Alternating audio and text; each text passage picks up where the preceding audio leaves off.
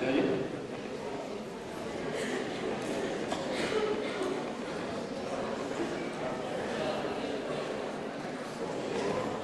Bueno, buenas a todos. Bienvenidos al acto que cierra la quinta obra de poesía. Antes de decir unas pequeñas palabras de presentación a Benjamín Prado, me gustaría agradecer la colaboración del Ayuntamiento de Orula y de todas aquellas personas que han hecho posible que este modesto homenaje a Alberti sea una realidad.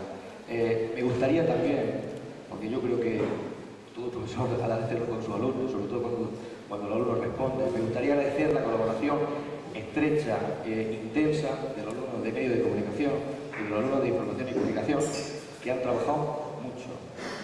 Bueno, pues, visto esto, voy a dar la presentación. En el marco de esta quinta obra de poesía que ha versado en torno a la figura de Rafael Alberti, hoy contamos con la presencia de Benjamín Prado. En principio también estaba prevista la participación de Luis García Montero, pero no ha podido asistir por coincidir este acto con la presentación de la candidatura de Izquierda Unida para la elección al Parlamento Europeo y era inexcusable su presencia en Madrid. No obstante, estamos en conversaciones para intentar que haya otro acto en el que él pueda participar. Una verdadera pena, seguro que habríamos disfrutado en un ambiente distendido, saboreando las muchas anécdotas que ambos compartieron con Rafael Alberti. Benjamín Prado es un escritor que, como muchos otros, en estos tiempos que corren, se ha atrevido con bastante acierto, por cierto, con la novela y la poesía e incluso con el ensayo.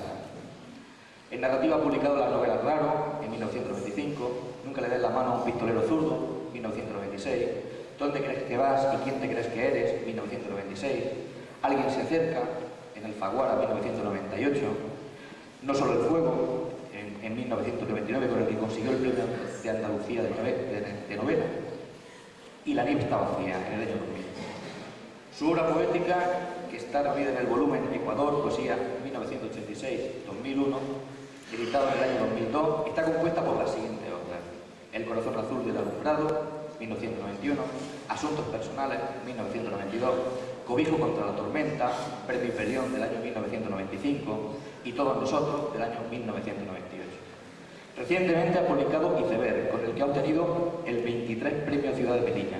También es autor de los ensayos Siete maneras de decir manzana, 2000, y Los nombres de Antígona, Aguilar, 2001, con el que consiguió el Premio de Ensayo y Humanidades José Ortega y Gasset del año 2002. Y del tomo autobiográfico A la sombra del ángel, 13 años con Alberti, en el año 2002. Sus libros han sido traducidos hasta el momento en Estados Unidos, Alemania, Francia, Gran Bretaña, Italia, Grecia, Dinamarca, Portugal, Croacia y Hungría. No sé si algún país te dejo por ahí en el tintero. Pues bien, dado que el tema de la conferencia es la figura de Rafael Alberti, no podemos por menos que resaltar el delicioso ensayo que constituye A la sombra del ángel, 13 años con Alberti, en el que Benjamín Prado nos ofrece los 13 años que compartió poco después de su regreso del exilio, refiero a Rafael Alberti, claro está, con el que sin duda es uno de sus grandes maestros. Una historia llena de emociones, anécdotas divertidas, malentendidos, momentos dramáticos e inciertos, viaje literario a través de la geografía española, etc. Y es que Rafael Alberti no solo es el poeta de Sobre los ángeles, de Marinero en tierra, de Retornos del Odivo lejano, de Hora marítima, de Versos sueltos de cada día. También es el hombre coqueto adornado con camisas multicolores, el hombre que padecía de incertidumbre y de temor al auditorio vacío y que sin embargo conectaba muy bien con un público entregado. El hombre de amor en vilo, que amaba la vida y huía del dolor. Esto y muchas cosas más que sin duda Benjamín Prado nos va a desvelar era Alberti. Ese Alberti que no aparece en los manuales de literatura, repletos por otra parte de fechas y hombres que a veces se emborronan y hasta deslegitiman la memoria de un hombre comprometido con el arte y con la vida, sobre todo con la vida. Quizás por ello sea necesaria, hoy más que nunca, rescatar de los clichés más comunes, tan reiterados como injustos, el recuerdo y la memoria de uno de nuestros más grandes escritores y de uno de los personajes, repito, más comprometidos del siglo XX. Bueno, cuando quieras, Benjamín, hablar un poco de Alberti y de ese Alberti que en gran medida conocemos.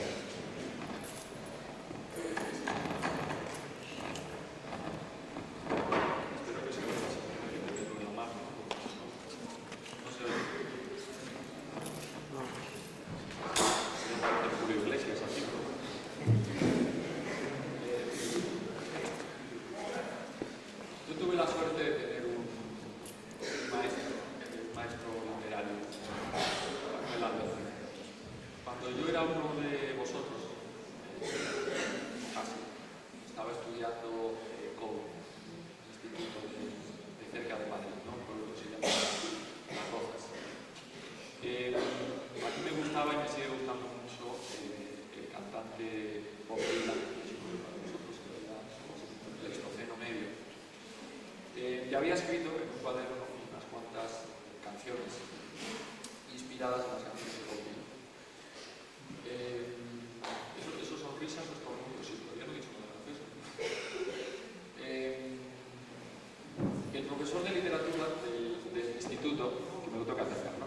El profesor de literatura del instituto vio esas canciones que yo había escrito en un cuadernito a imitación de las canciones de Bob Dylan y me dijo, hombre, tú eres poeta. Y bueno, no se me ha ocurrido semejante facilidad.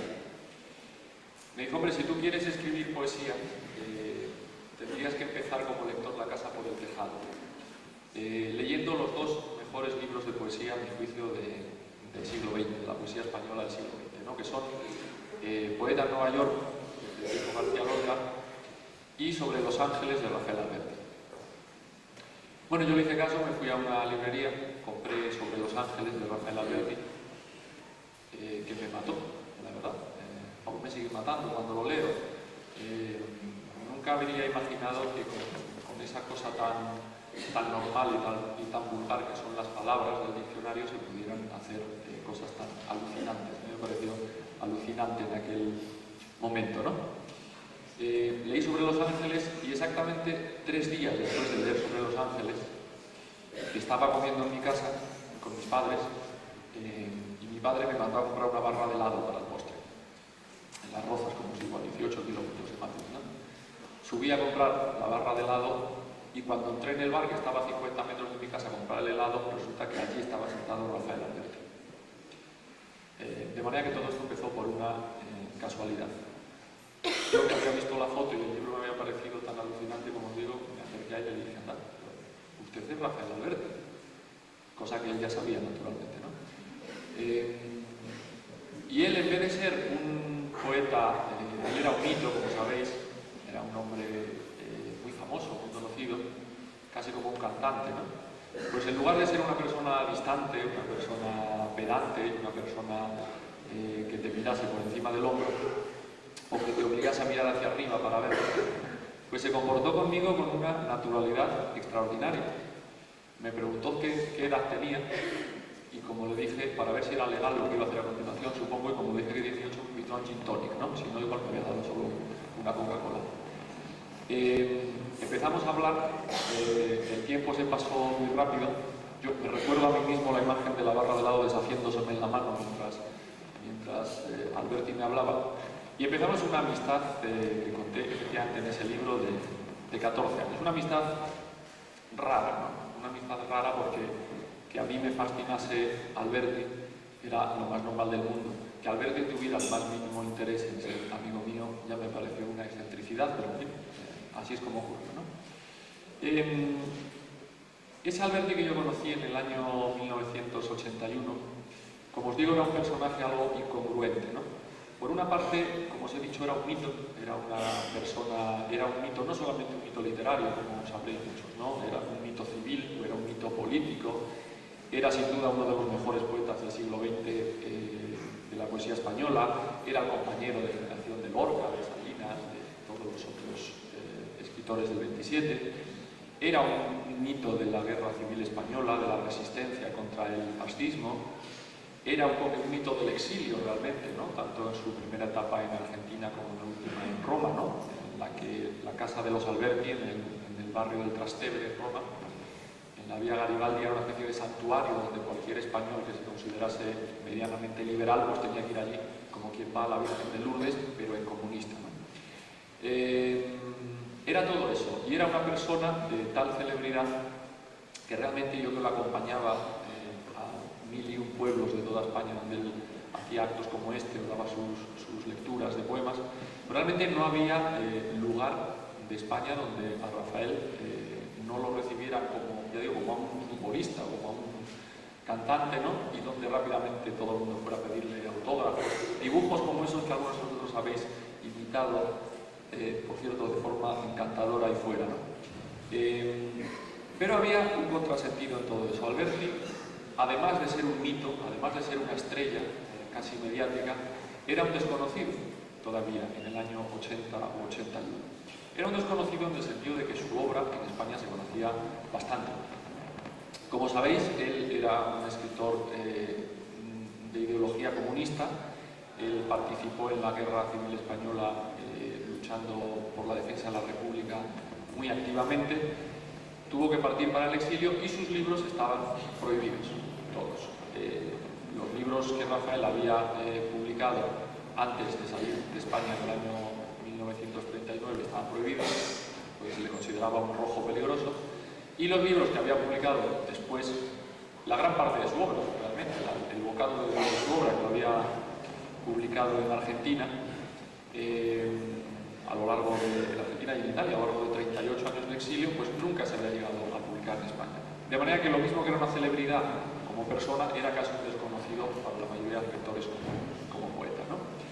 La obsesión de Rafael por aquella época era precisamente que sus libros se fueran reeditando, que volvieran a hacerse una edición de sus obras completas, que volvieran a sacarse los volúmenes de forma individual, ¿no? Cuando yo lo conocí, además de ser una celebridad, como he dicho que era un escritor comprometido, era un escritor militante, por lo tanto era un escritor que levantaba grandes amores, grandes pasiones. Yo he visto mucha gente realmente encontrarse a Rafael y tener las reacciones más extraordinarias, no sé, llorar, decirle que gracias a él había conocido a su pareja, no sé qué, hasta gente que lo quería pegar, le deseaba lo peor, ¿no? Los más reaccionarios, ¿no? Siempre contaba una vez que iba a casa del embajador búlgaro, no había nombrado un nuevo embajador de Bulgaria en Madrid, y entonces él iba a una recepción, ¿no? El embajador búlgaro era nuevo, entonces hablaba muy mal español, ¿no? 4 o 5 palabras, ¿no? Entonces lo fue a buscar y según iban en el coche del embajador búlgaro hacia la embajada, de pronto se pusieron a su lado un coche con 2 chicos y 2 chicas de lo que entonces se llamaba Fuerza Nueva, que era un partido falangista, ¿no? Y sacaron unas banderas españolas por las ventanillas y empezaron a gritarle de todo: hijo de puta, vete de este país, cabrón, hijo de mierda, que vale 30 millones de españoles, queremos que te vayas ahí con las banderas, miserable y tal. Y el embajador búlgaro, que no entendía ni palabra, pero veía a estos jóvenes con las banderas, decía: maestra, ¿cómo le quiero a ese pueblo? Y Rafael le decía: sí, me quieren mucho, pero tú mira de frente que si no te van a sacudir con una bandera.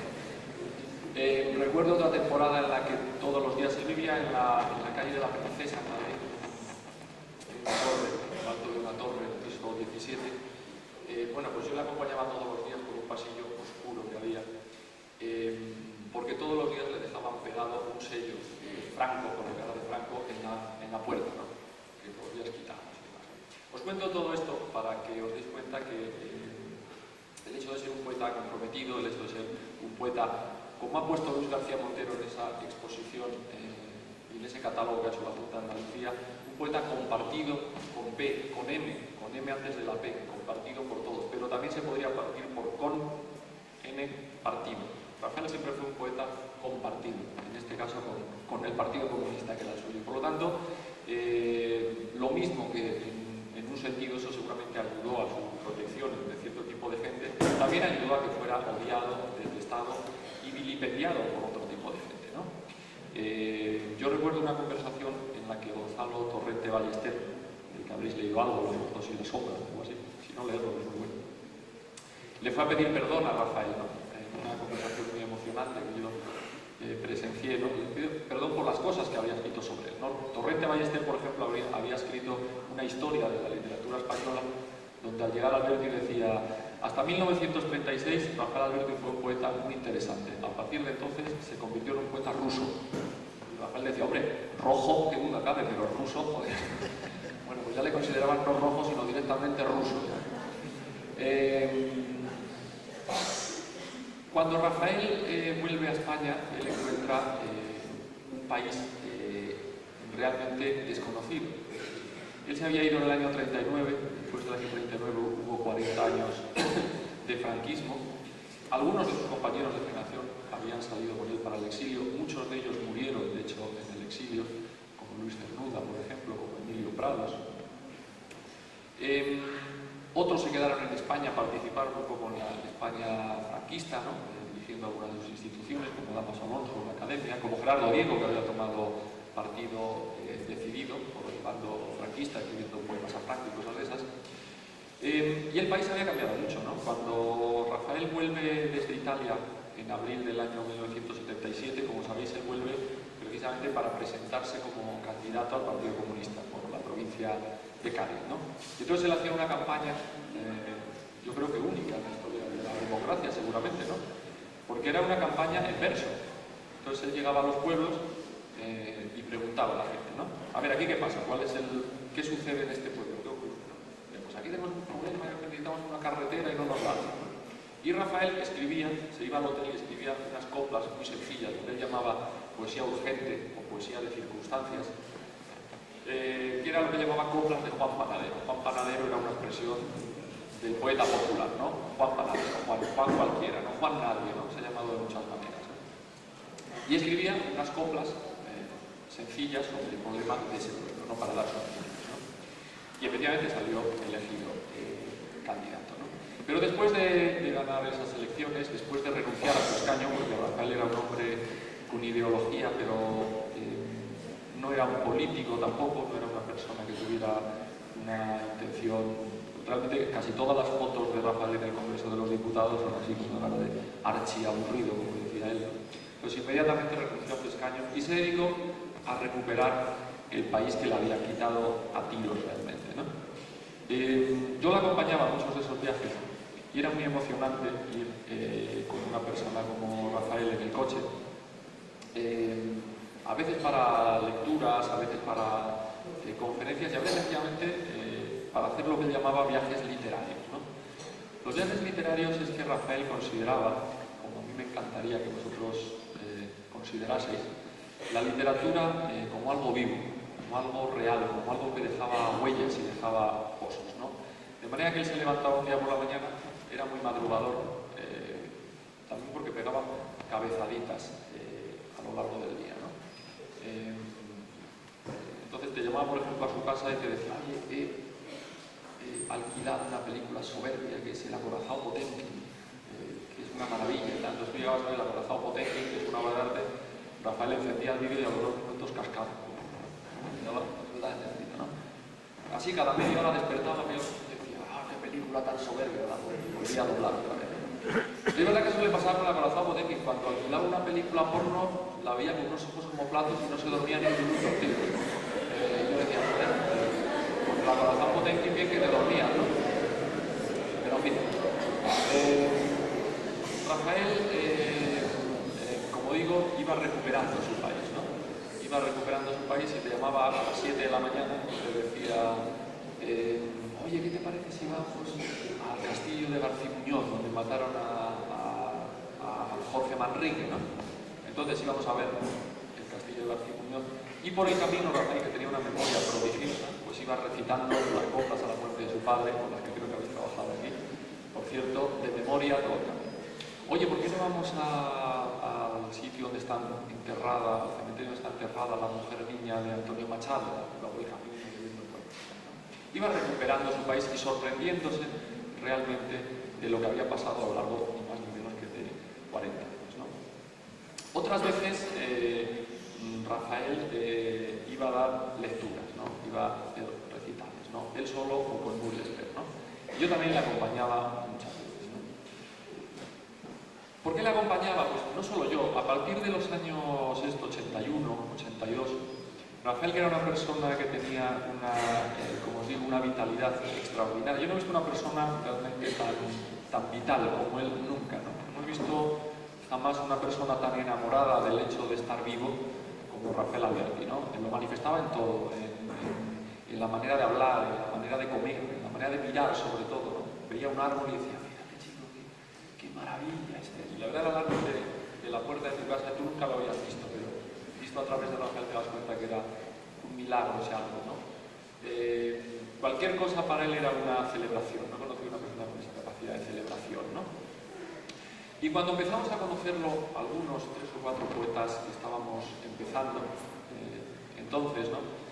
Yo creo que él se hizo también tan amigo nuestro porque él descubrió el gusto de volver a sentirse otra vez un poeta joven, ¿no?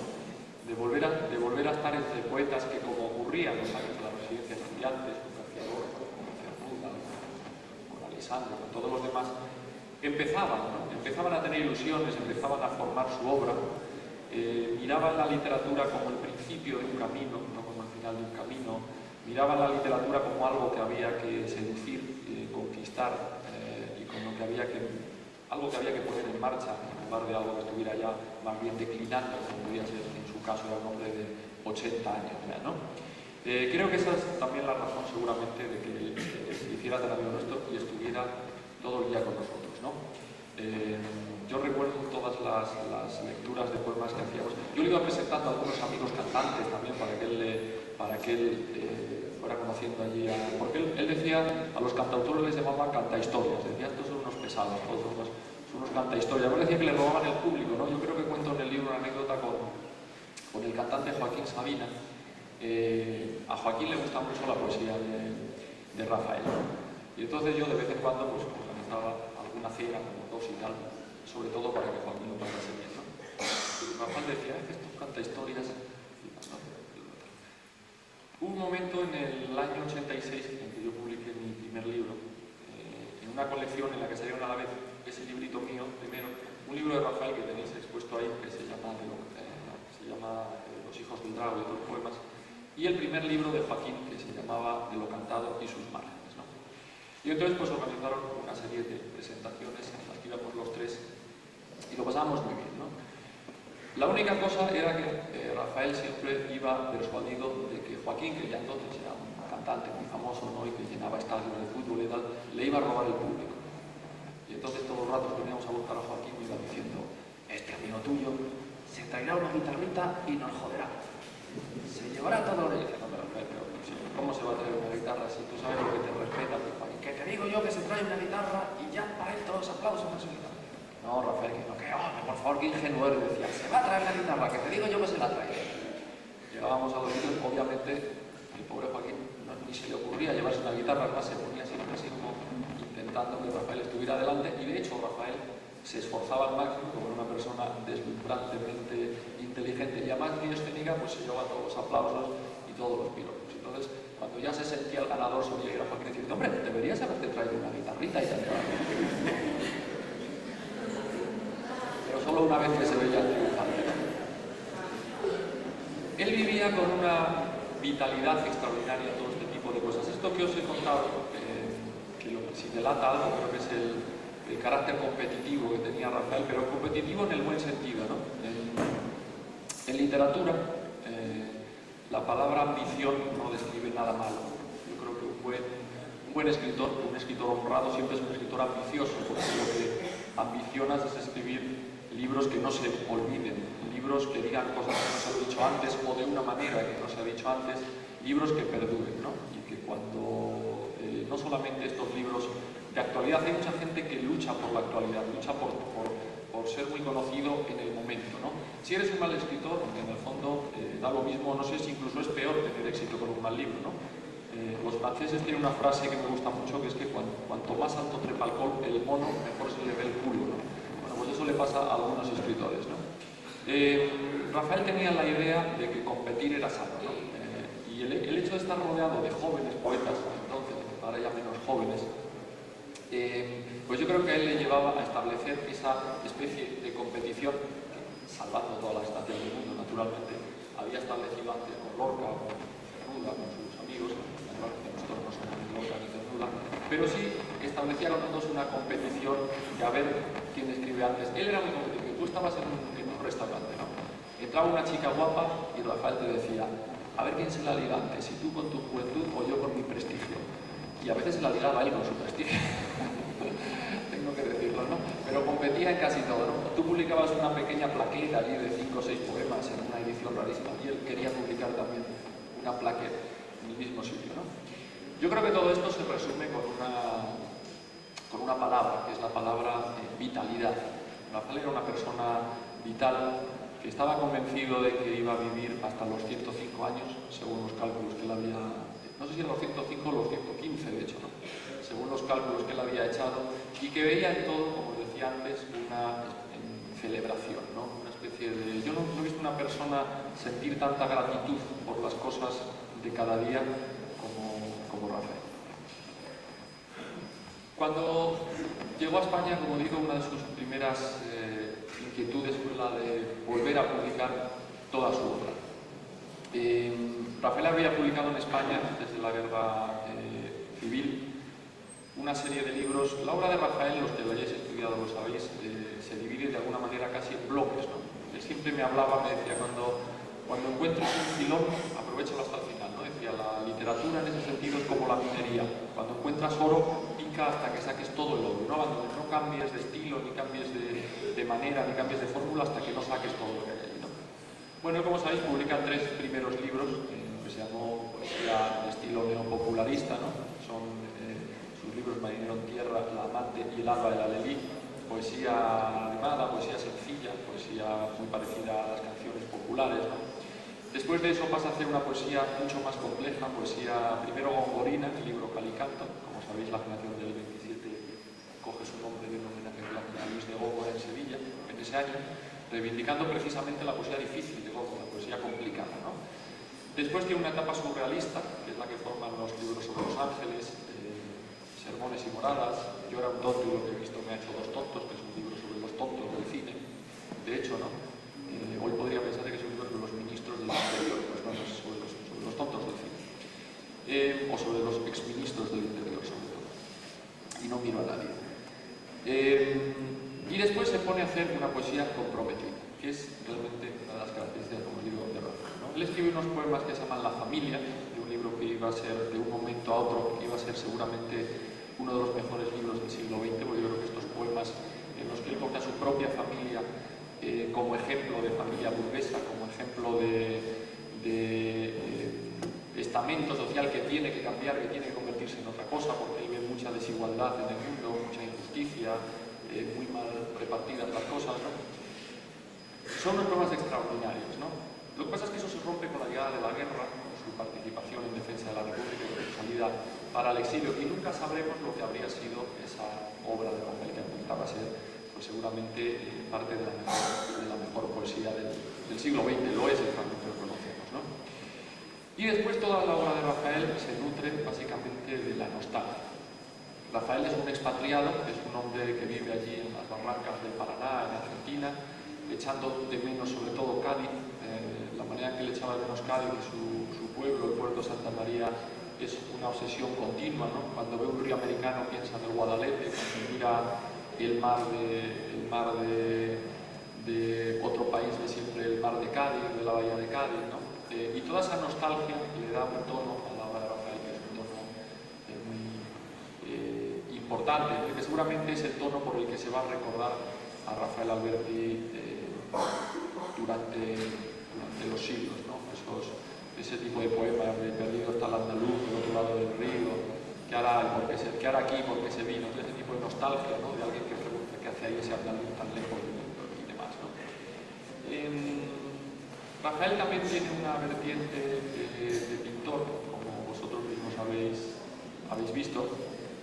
El escritor José Bergamín le solía decir que él escribía como un pintor y pintaba como un poeta, es verdad, porque tanto la plasticidad de los poemas de Rafael es evidente, como es evidente la musicalidad, digamos, o la poesía que tienen sus cuadros. De hecho, algunos de vosotros creo que habéis elegido, a la hora de elegir algo de Rafael que imitar, habéis elegido esa especie de cuadros hechos con palabras, que es lo que él llamaba liricografías, ¿no? Era coger una palabra y convertir las palabras, darles movimiento, darles colores y demás, ¿no?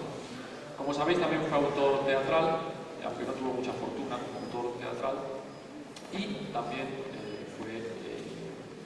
fue memorialista, ¿no? Escribió varios libros, ensayo biográfico, por ejemplo, el libro Imagen Primera D, donde va haciendo retratos de diferentes compañeros de diferentes escritores que conoció, que le influyeron y cómo eran, cuando era una especie de fotografías literarias, digamos, ¿no?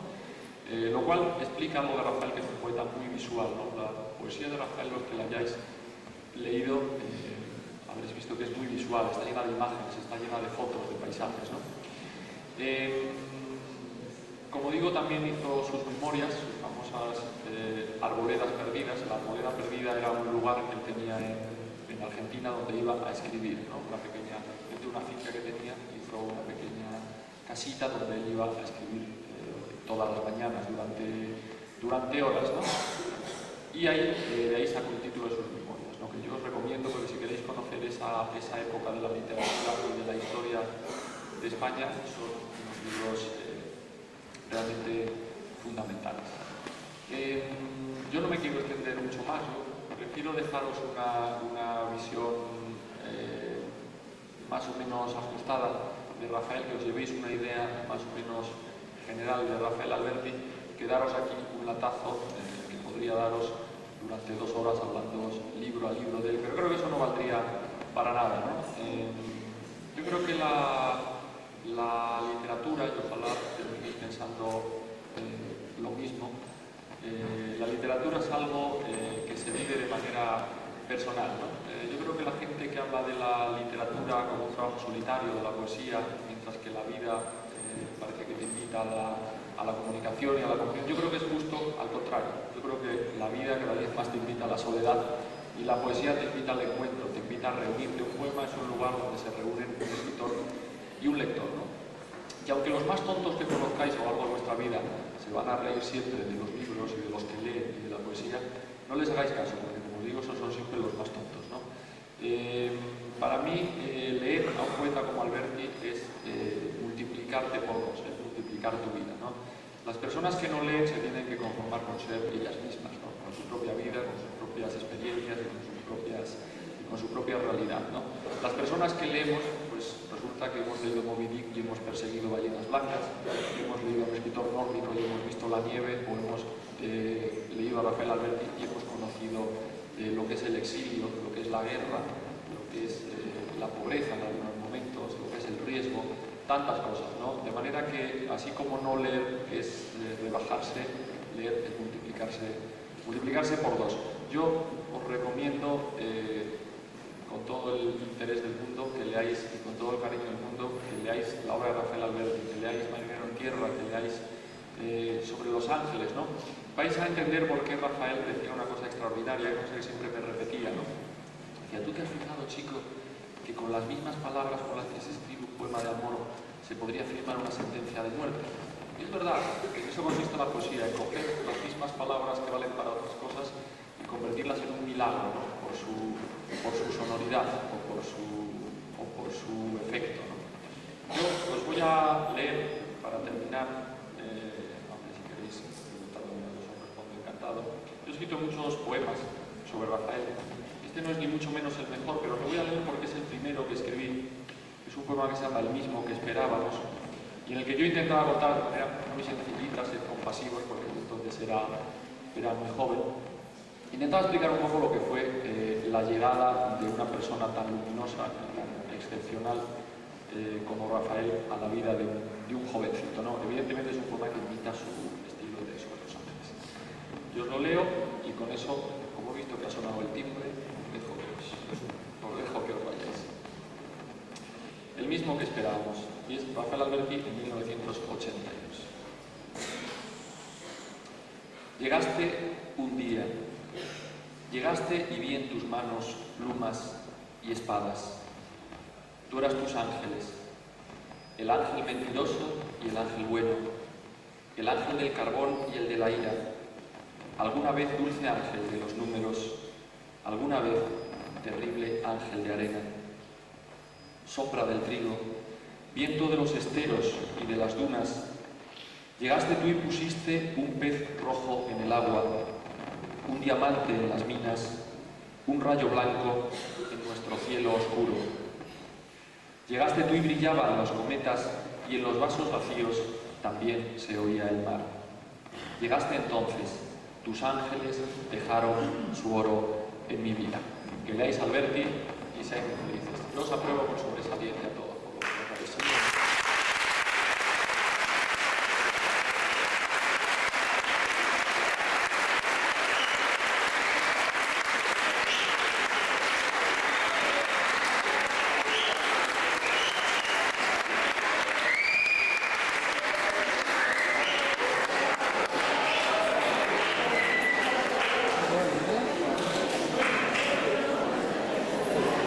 Como dice el Noctura, podéis ir.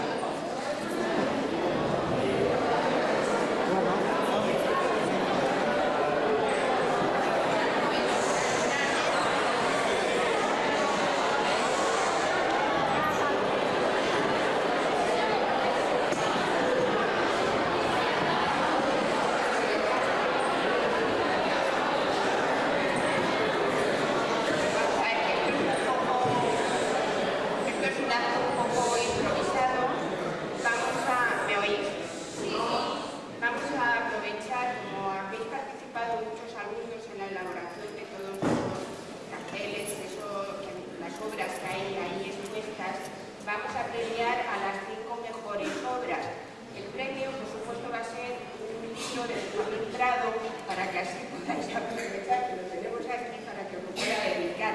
Sabéis que eso no es muy fácil, poder tener a un poeta aquí con nosotros. Entonces vamos a premiar los 5 mejores trabajos. El primer premio es para Jessica Cuella, de tercero. ¿Hacéis el favor de subir? Y le damos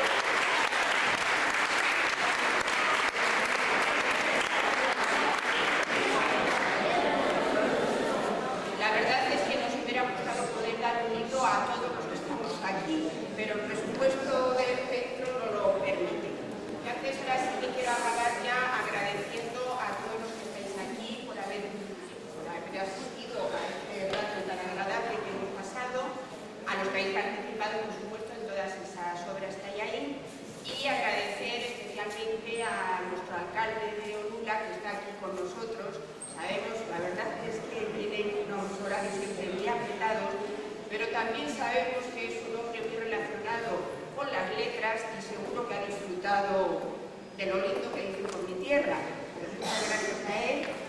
Agradecer también a Juan Javier, que es el alma de estos certámenes, de estas aulas, mejor dicho, de poesía. Es el que desde luego lleva siempre todo el trabajo. También nos ha prestado su colección de libros sobre Alberti, que es la que está expuesta en el hall. Y yo creo que si no hubiese sido por él, estos 5 certámenes, estos 5 aulas, que me he empeñado en llamar certámenes, son aulas, estas 5 aulas no hubieran tenido lugar. O sea que se le agradece, vamos, os lo agradezco muchísimo.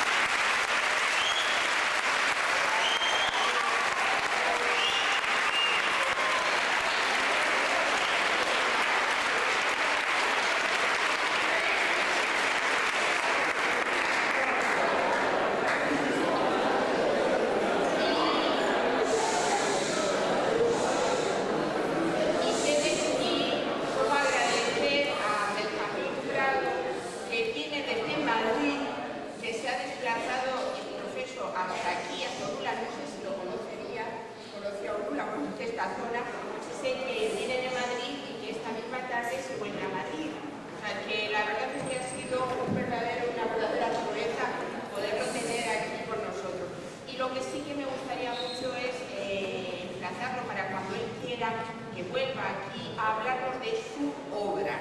Yo creo que es muy importante y desde luego a mí me gustaría mucho volverlo a tener aquí, pero para hablar sobre todo de su obra.